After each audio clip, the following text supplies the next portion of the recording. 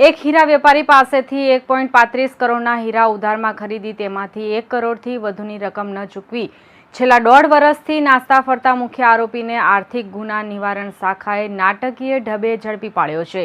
આરોપી અમદાવાદમાં છુપાઈને રહેતો હતો અને માત્ર 15 દિવસ પહેલા જ સુરતમાં ભાડાના મકાનમાં રહેવા આવ્યો હતો, જ્યાંથી પોલીસે તેને દબોચી લીધો।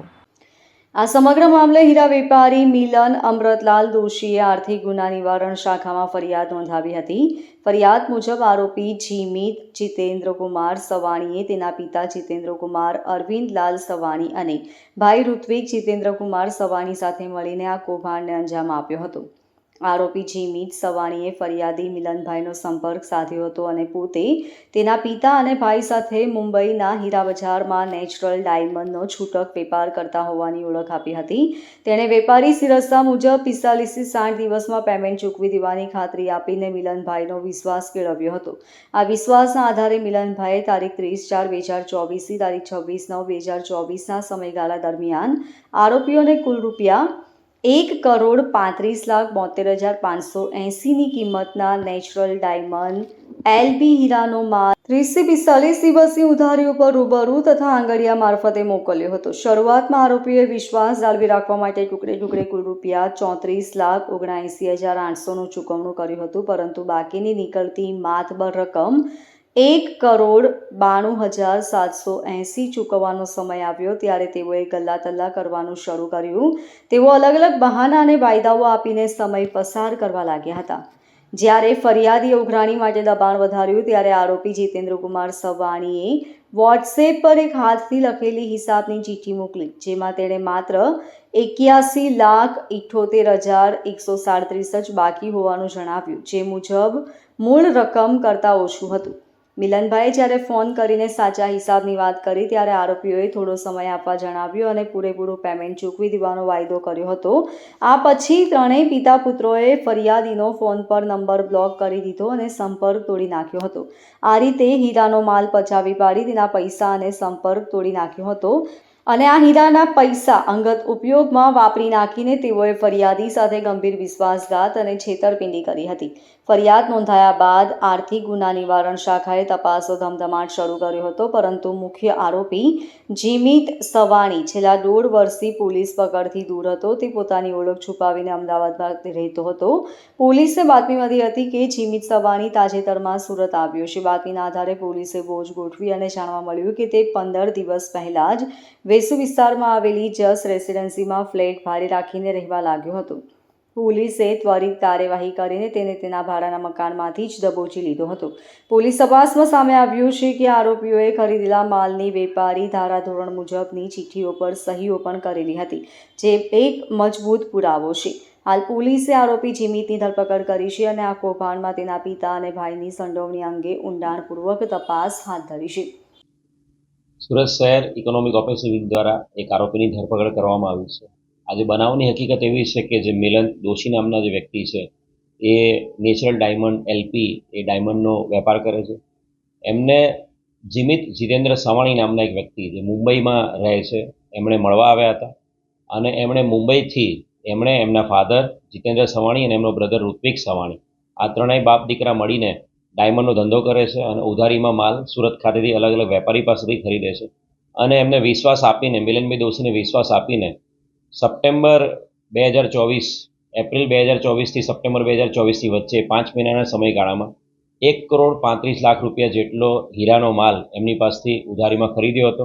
ઇનિશિયલી 35 લાખ જેટલું પેમેન્ટ એમણે કરી દીધું હતું, પરંતુ સપ્ટેમ્બર 2024 પછી બાકીનું જે પેમેન્ટ છે 1 કરોડ રૂપિયા જેટલું એ પેમેન્ટ એમણે આપવા માટે ગલ્લા તલ્લા કરવા માંડ્યા હતા।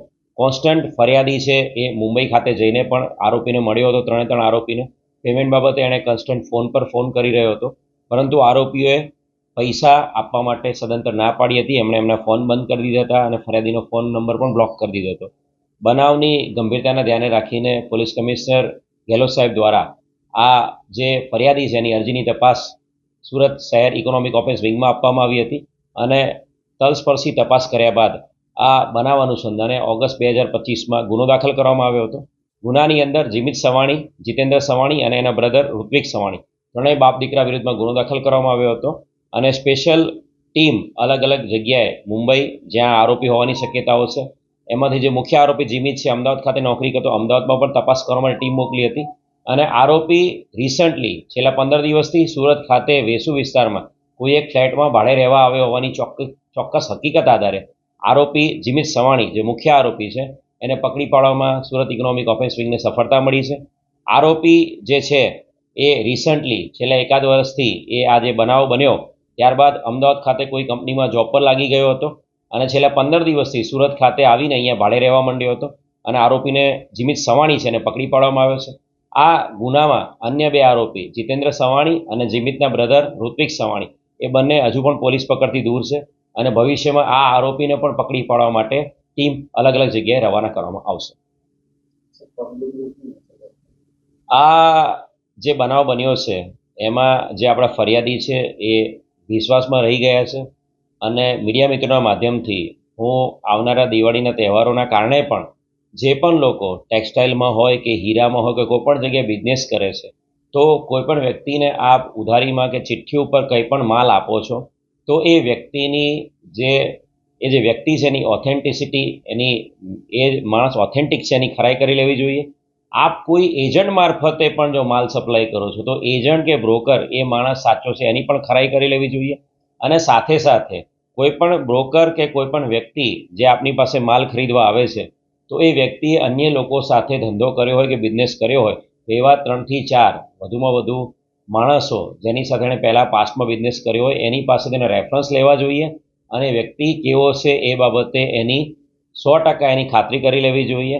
અને આટલી મોટી અમાઉન્ટનો માલ આપતા પહેલાં આપે વેરીફાઈ કર્યા પછી જ માલ આપવો જોઈએ. આપણા ફરિયાદી છે એમણે વિશ્વાસમાં રહી ગયા અને 1,35,00,000 જેટલો હીરાનો માલ એમણે 5 મહિનાની અંદર આપ્યો હતો અને એના કારણે એમને 1 કરોડ રૂપિયાની એમની સાથે આ વિશ્વાસઘાત થયો છે. એટલે તમામ સુરત શહેરની જનતાને હું નમ્ર અપીલ કરીશ, ખાસ કરીને જે બિઝનેસમેન્સ છે એ લોકોને અપીલ કરીશ કે આપ કોઈ પણ ધંધામાં કામ કરી રહ્યા છો તો કોઈ પણ વ્યક્તિ આપની સાથે જે મોટી અમાઉન્ટમાં માલ ખરીદે છે એનો વિશ્વાસ